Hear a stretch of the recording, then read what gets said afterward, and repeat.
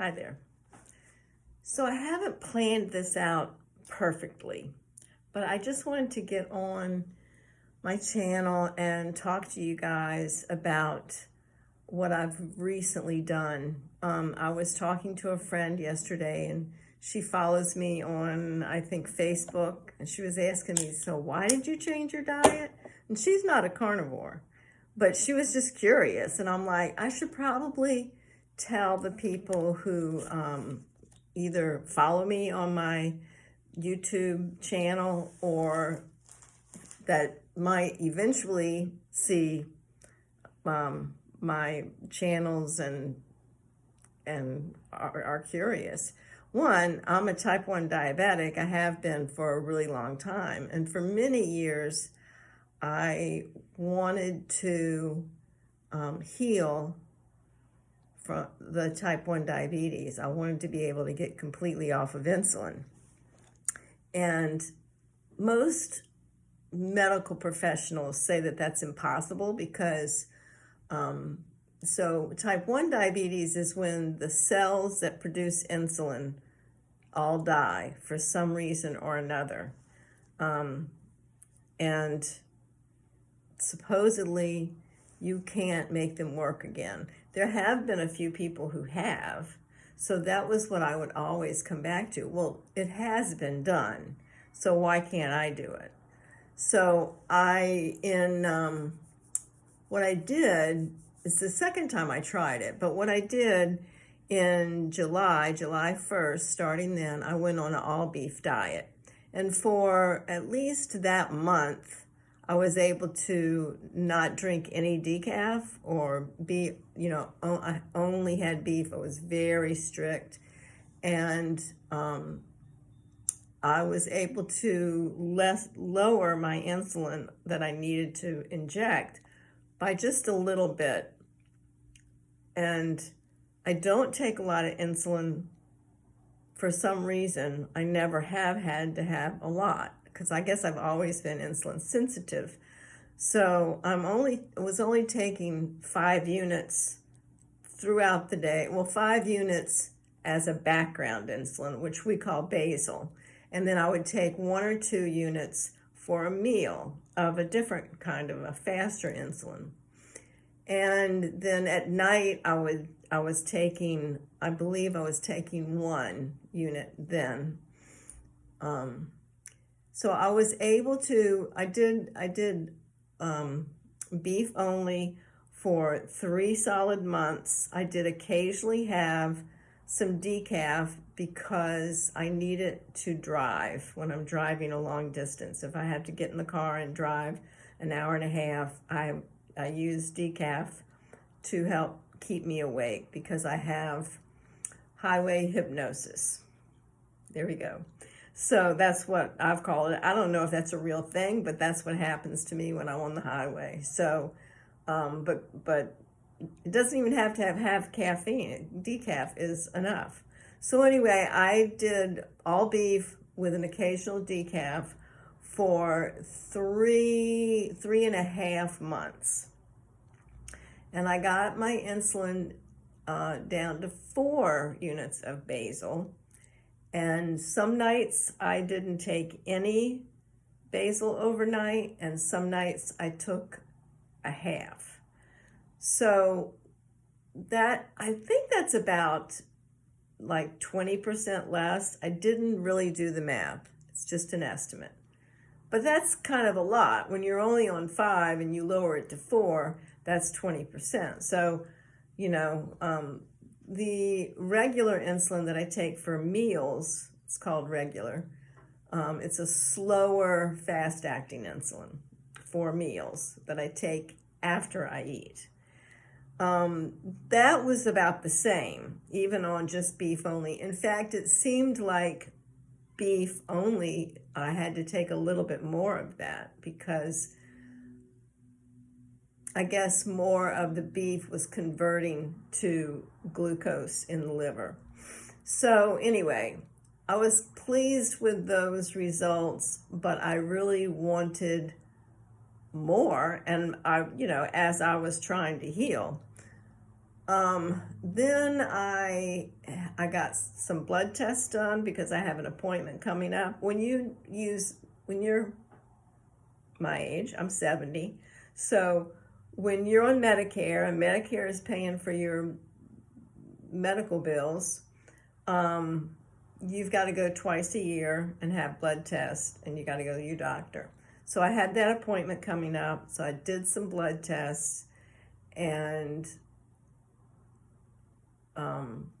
some of my blood tests weren't great. Some of them had improved. I don't want to itemize it all, but some of them, because I haven't seen the doctor yet.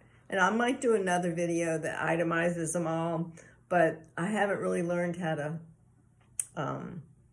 edit video, so it would be kind of hard to explain all that without being able to put the information up there. I might do it in a post. But anyway, like on Instagram. Some of them weren't great. A few were better than last time. And then I had my eyes examined because it was a follow-up from when I'd had my cataracts taken out. Because I'm still having some issues with my vision. When it's darker outside and there are lights on cars and street lights and all that, those kind of lights are blurry. The rest of my vision is great.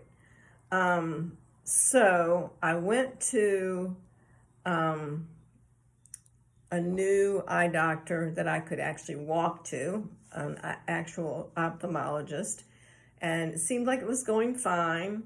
And we were talking about eye drops and all that. And then I had a test where they look at your retina, and he found a retinal bleed, which is a diabetic complication that I have never had in the 53 years that I have been type 1 diabetic. I've never had a problem. He says, nobody's ever said you had eye damage. And I'm like, no. So this was all new. He also saw bruising. Anyway, that's the first time that's happened, and I was completely and utterly freaked out. So I was, that one, I got, the blood test was on a Thursday, the eye test was on a Friday, and I was pretty down for the weekend. I was sad, I was upset, I was feeling old. And, I had to deal with it. So I had been on this all beef diet. I had, for the last 2 weeks before that, I had decided to add bacon because I missed it so much. And then I said, well, maybe I needed those nutrients that are in butter and eggs, because that's what I was missing. I like the diet of the carnivore diet that is beef, butter, bacon, and eggs. And so I thought, well, maybe there's some important nutrients in butter and some important nutrients in eggs. So I bought some butter. I was happy to have them back. I bought some eggs. I was happy to have them back. I've placed an order with my butter farmer. I know. I do. I call her a butter farmer. She has 6 Jersey cows. She lives in New Hampshire, like a 40 or 45-minute drive from me. The butter that she makes is raw. It's all Jersey cows, which means it's all A2 cow butter. So when they say A2, that means that they are A2 on both sides and for 2 generations. And that's that's what you want. And so these are Jersey cows. She's raised them for years. She only has a few, so she only sells to maybe 4 or 5, 6 people. And I happen to be one of the lucky ones. So, and she was like, you can't give my phone number out. I had to swear to her, that I wouldn't tell anybody. I wouldn't give her a number out. unless I had asked, but no, they're not available. But I'll get on here and show you the beautiful, beautiful butter that she makes in wooden molds that were inherited by her husband, and they live on this sweet little New Hampshire farm, and that's that. So I'm going to look at my notebook because I want to make sure that I didn't forget anything yet. All right. Oh, I remember one thing I was going to cover. The other reason that I changed my diet and went back to beef, butter, bacon, and eggs is that one of my blood tests was called C-peptide test. And that is, I don't really understand exactly what it is, but when you make insulin on your own, in your own body, it leaves, the production of insulin leaves behind C-peptides that can be tested. I don't think they're really a waste product, but a type 1 diabetic who makes no insulin at all would not be producing the C-peptide because they take insulin with a syringe, but they're not creating it. So the C-peptide is something that is left after the body or the beta cells of the pancreas have produced insulin. So the C-peptide test is useful for people when they're trying to find out if this person who has high blood sugar, and the doctors don't know whether they're a type 1 or type 2. There's actually, that's the sure way to find out what it is, because some doctors make the mistake. It happened to my own nephew. He was diagnosed as a type 1. He was sick. He went into the doctor. They diagnosed him as a type 1, but the doctor, for some stupid reason, gave him medication for type 2 diabetes. And he actually died later that night. Now, it's been several years, so you don't have to say that you're sorry for my loss. It was horrible when it happened, but it's been many years. I don't know, maybe 15 years. I think it's been 15 years. But this does happen. A lot of times kids are diagnosed with the flu instead of type 1 diabetes. Some people are, the doctor's not sure whether they're a type 2 or a type 1. And this C-peptide test can let them know if it's really low, then they are type 1. If it has 1 or 2 or 3, if it's up in there, then they're probably a type 2. Now, type 2 diabetics, when they first start having high blood sugars, they are overproducing insulin. They're producing too much insulin, and it can't get into their cells to do its job. Type 1 diabetics have either very tired, very sick, or completely dead beta cells of their pancreas, and they are no longer producing any or enough insulin. So I wanted my C-peptide test because I wanted to know if this carnivore diet was improving my chances of healing, if it was going to regenerate my beta cells, and it was going to be possible to actually heal. And what the blood test found was my blood test said less than 0.1, which means I'm basically not producing any insulin, which I interpreted it as, you are a type 1 diabetic, you'll probably never be able to produce your own insulin, and just get back to being a really good type 1 diabetic. It's not easy. I think it's a very complicated disease to try to get a handle on. And I try my best, and I was really surprised at the retinal bleed because I've always tried to do my best. But what I think has happened is I've had what causes the bleeds are the changes, the ups and downs of the blood sugar. You want a line that's close to not going. It goes up and down a little bit, but you want it to only be a little bit, not a lot. And my problem has always been that I'm pretty comfortable with low blood sugars, like they don't incapacitate me because I'm always in ketosis. So I can have like a 52 blood sugar and I'm functioning really well. I often have blood sugars in the 60s and sometimes, quite a few times in the 40s. And that's what I want to stop, is I want to stop those very low blood sugars.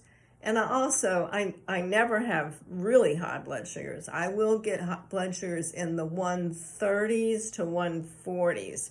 So my goal to correct my goal is to make that line straighter and stay as close as I can from the 70s to the 90s. That is my goal. And it always has been my goal, but I am just tightening up. I'm tightening up my goal. And I think what it entails, more than just being really careful that I only eat a moderate amount of protein at a meal with high fat, that's what works for me, but also that I lost my train of thought for a minute, and I'm not going to edit this out because, like I told you, I don't know how to edit. Where was I?